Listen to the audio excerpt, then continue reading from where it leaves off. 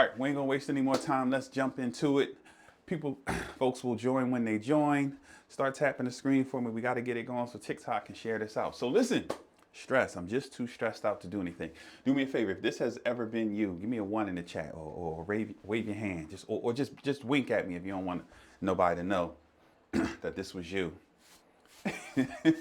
So let's talk about it. Let's talk about it. And I don't want to waste a lot of time today. I want to just get right to it. So stress, right? Stress.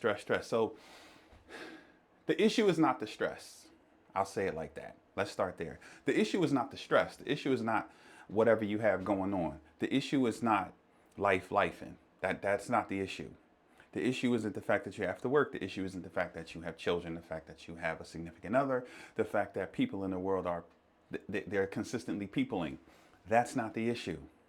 The issue is your relationship with yourself and all of those things. The issue is how we choose to show up and how we position ourselves and how we choose to engage with or interact with the people, places, and things in our lives. And what we choose to do when the stressors show up. Because everyone has stressors, and the stressors can take from us or they can add to us. And just kind of let that simmer for a second. The stressors can take from us, good morning, family, or they can add to us.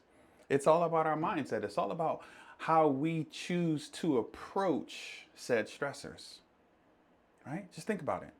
Think about it. Your significant other and whatever they have going on that has you so stressed out, well, that can actually be the thing or set of things that keeps you motivated, keeps you encouraged, keeps you learning, right? Keeps you sharp, keeps you on the straight and narrow. That crazy teenager who you're trying to figure out where the heck did she or he learn all this stuff from? Whose house were they raised in? Because it couldn't have been this house. Because how in the world are they?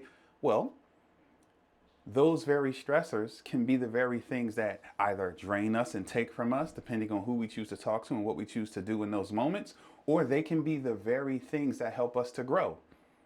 Because my sons made some crazy, goofy choices, it forced me to learn. It pushed me to be a better father. It pushed me to read. It pushed me to study. It pushed me to approach things from some different angles. It pushed me to look for some different ways to navigate things because, perhaps what I'm doing, maybe there's another angle. Maybe there's another way to approach this.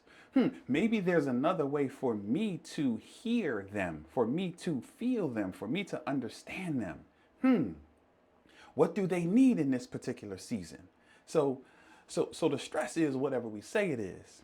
But all too often, when we deal with the test, trials, and challenges of life, we file them in the stress bucket, and the stress equals a thorn in the side. The stress equals it must take from me. Oh my God, these people on this job. Really? You complaining because you got to work at work? You're complaining because you have to, right? Oh my goodness. And then I got to do this. And then I got to do that. Well, that's the problem. It's not the fact that you have to cook. That's the problem. It's the fact that you're complaining about the fact that you have to cook, which causes the problem. Yeah. We got to let that one simmer for a second. It's not your husband making goofy choices. That's the problem. It's how you engage with those goofy choices. It's what you choose to do when those things happen. It's how you choose to feel. Now, this is language that most people don't want to deal with. Think about that. It's how I choose to feel. It's not my wife, feeling a certain way or thinking a certain way or doing something that causes the stress. It's how I choose to deal with, how I choose to feel, how I choose to engage with whatever happened. Let me slow down a little bit because I feel like this is very important, and I don't think I realized how important until I just started talking.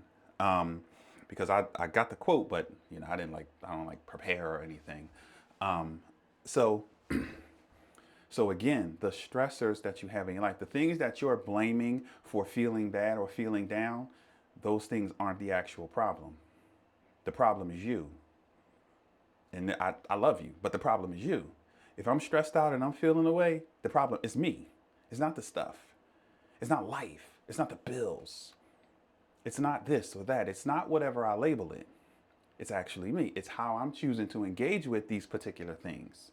Because am I a victim here? No.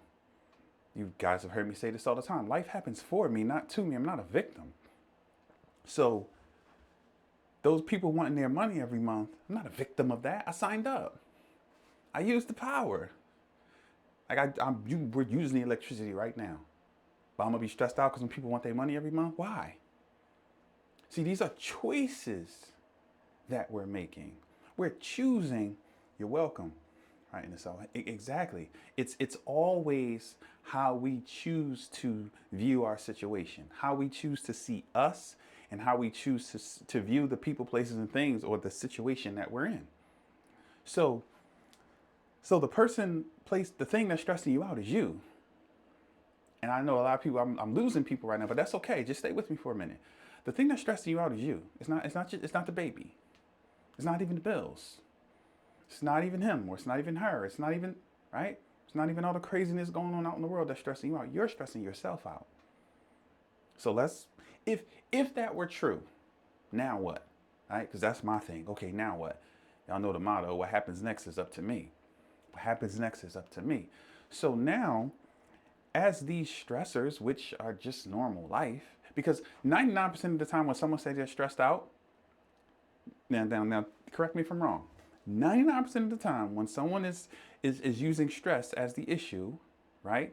As the reason why, it's just normal life stuff. Okay? 1 out of 100 times, it's actually something outside of the no. But most people are just so stressed out because they're doing normal life stuff. And by normal, I'm talking about just normal stuff. Normal engagement with their family, with their children, at work, and just normal stuff. So the fact that we're allowing the normal stuff to beat us down, to stress us out, and cause us to be stuck, and cause us to be unproductive, and cause us to feel a certain way, that's an us thing. Because what are we going to do? Just abandon everything and everyone? No, we can't do that. And what we're also not going to do is just sit in the stress and use that as an excuse not to step up and go forward. We're not going to use the fact that we have responsibilities as an excuse not to step forward and not to chase our dreams, not to become better. I would, but man, I just need a break. I'm just so stressed. Really? Okay. And then what happens is nothing changes. I'm not anti take a break, but what I'm saying is if you're not doing anything different, if you're not going to approach it differently, if you're not going to see yourself and see the situation through a different lens, if you're not going to change your perspective around how you deal with these particular things, nothing is going to change. You can rest all you want. So sometimes people think the answer is to break away and take a rest and do this and do that, and that's not the answer. That's a part of it. Obviously, I preach self-care all the time. So I'm always big on that. Obviously, that's one of the things I'm going to talk about. But the person stressing you out the most is you. I know, but you don't know my son, but you don't know my husband, but you don't know my wife, but you don't know but you know it's you. And this is coming from someone who loves you. This is you. If I'm stressed out, it's me. It's not life. It's not my neighbor, right? It's not my wife. It's not Rocky. It's me. So, with that in mind, let's talk about how do we manage stress. So, rule number 1. Let me make sure I didn't miss anything, right? Self-love is always looking at self. Exactly. Always prioritizing my well-being, right? Prioritizing my needs. So let's talk about it. Rule number 1, and this is the golden rule when it comes to stress. When it comes to managing stress, right? The golden rule is don't make the situation worse. Don't make the situation worse. What are you talking about, Reece? You're moving along. Something happens. Life punches you in the face, right? And in that moment, what you do is you allow yourself to start talking crazy to yourself and about the situation and why it happened and what is it. And you create this narrative in your head that makes the punch in the face 10 times worse. That happened because, and what about this? And the ripple effect of that. So we magnify, we'll multiply the thing. It's like, the people sent the letter, the the the internet bill is due. Oh, cool. Okay. Right? What is it? Okay, boom. They want, okay, it's time to pay the bill. Or, oh, it's not due until so and so. Right? And when you can pay it, you pay it. Not us. Oh my goodness. Every time I turn around, I thought I just paid this. What is happening? And blah, blah, blah. And we, now, this bill, it's just a bill that comes every month. We signed up for this and we use the internet all day, every day. But the bill comes and we have a meltdown. And now we just made this bill. Now we're going to blame this bill for us, not, right? So that's the rule. Don't make it worse. So even when something happens, okay, you need to center yourself. What's my favorite quote? Above all else, be present. I need to center myself in, okay, whoa, whoa, whoa. I'm not going to tell myself no crazy story about this bill. I'm not going to tell myself no crazy story about my wife. Let's say we have a miscommunication or we have a disagreement or something, whatever it might be. Now I'm going to get in my head and I'm going to make up this whole crazy story about her and about me and about us and about this and about that.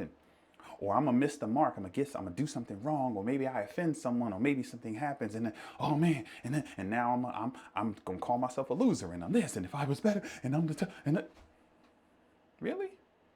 Because you misspoke? Because of a misunderstanding? Because a normal life situation occurred, now you're just going to take that and just run with it. And that, again, therein lies the problem. I don't even need to go into anything beyond that, because if we master that, magically, right, we're not too stressed out anymore.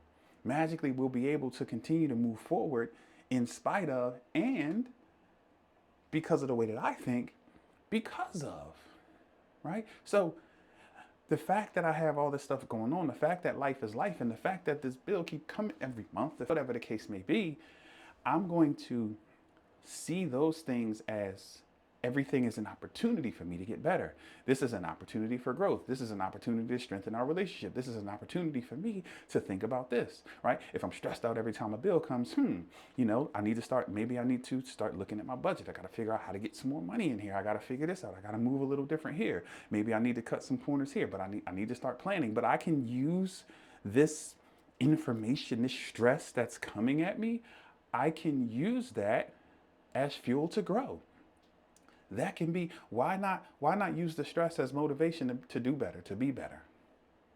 But no, see, we have a really bad habit of white gloving the world for excuses. And when one shows up, we get so happy and we lean into it and we put all of our energy into that excuse as to why we can't move forward. And I call BS on that. So the number one rule is don't make the situation worse. Don't make the situation worse. That's it. I'm not even going to add anything else because I don't want to pile on too much. Just think about that. Whatever is happening, and this is where we have to become more self-aware, because oftentimes we're just spinning and spiraling out of control and we don't even realize it. We're saying things, we're thinking things, we're even doing things sometimes, and we're unaware of what we're thinking, saying, and doing. Imagine that. So we need to work on that, being more self-aware. That's one of my favorite quote, right? Above all else, be present. Because I need to be aware. What's self-awareness? The simple way to look at it is this. I'm aware of what I'm doing and why I'm doing it while I'm doing it. I hope you caught that. I'm fully aware of what I'm doing and, what I'm doing, why I'm doing it, while I'm doing it. And that's like a mouthful. That's what self-awareness is. So I'm aware of why I'm exploring this way of thinking. I'm aware of why I'm speaking the way that I'm speaking. I'm aware of why I'm making this particular decision, why I'm doing the thing that I'm doing in this particular moment. So if we work on that, leveling up our self-awareness, right? Being sharp, and I'm not talking about being super self-conscious where you can't even do anything. No, I'm not talking about that, but I'm just talking about being aware. Like I'm perfectly aware that this is what's happening in this particular moment. Like I'm here, I'm present. So if you feel too stressed out, then you need to work on being more present and self-aware with the understanding of the golden rule. Don't make the situation worse. Just think about if you apply that to the stressors in your life, because the stressors are what? And I'm not talking about that 1% of the time when things go bananas, but even then, when you have these particular habits, because in my life, even when things go quote unquote bananas and when something just off the wall happens, my norm, right? My normal process is okay, let me center myself. Okay, above all else, be present. I know you're upset. I know all that. But that's why it's above all else, because there's so much going on. I don't know if you guys have ever caught that. It's not just be present. Above all else, be present. That's the acknowledgement that there's a whole lot going on. There's a whole lot of different energies coming at me. There's a whole lot of emotions showing up for me right now. But above all else, be present. That'll preach by itself. Above all else, be present. And in that presence, then then I can clearly evaluate the options that are in front of me, and I can take step one and make the next right decision. And right now, above all else, be present. And in my presence, I'm going to acknowledge, okay, the dude said, don't make the situation worse. Let me just try that. I'm not going to make this worse. Okay, what actually happened? What actually happened is, I bumped my knee, right? I bumped my knee. That's all that happened. Okay, so now what? Does it hurt? Okay, do you need some ice? Do you need to sit down? Okay, what's step one? Right? Not, oh my God, and what about, and we just spin off into something crazy. And that wasn't the best example, but y'all know what I mean. Y'all open those letters or those emails, or, you have that little goofy interaction with people, right? Maybe it's your spouse, maybe it's a child, maybe it's someone at the job, whoever it is, wherever it is, whatever it is. We tend to take things and we blow them out of proportion. So what I'm saying is, learn to relax, learn to center yourself, and above all else, be present. I'm not saying that you don't feel a way. I'm not saying that you're not upset, you're not frustrated, you're not this, you're not that, you're not angry, you're not pissed the hell off. Okay, great. But above all else, be present. Because in that presence, you take a moment to remember who you are. And then you can evaluate the situation. And then you can run it through the filters of who you are and who you're becoming, right? Because you don't want to let, who you used to be once upon a time deal with this situation. You don't want to run it through that, right? So you want to center yourself. You want, okay, I'm not going to make this worse. Okay, what needs to happen? And I'm gonna give you this, and then I'm gonna go. If somebody has a question, throw it in there. There's a motto that I live by in my relationship primarily, but everywhere else, honestly, and it aligns with what I'm talking about. The question is never who's at fault. The question is always what needs to be done. The question is never who's at fault. The question is always what needs to be done. Does that mean that other people? No, that's not it. But the focus needs to be, okay, what needs to be done? If, God forbid, this puppy burns down, right, and I get my folks out of here, I'm not, like, does it even matter what had happened? I'm thanking God that I got my folks out of here, and then, okay, what do we need to do? Where we going, right? Where we going, right? Let's go. Where we going? Because we can't stay here. It's gone.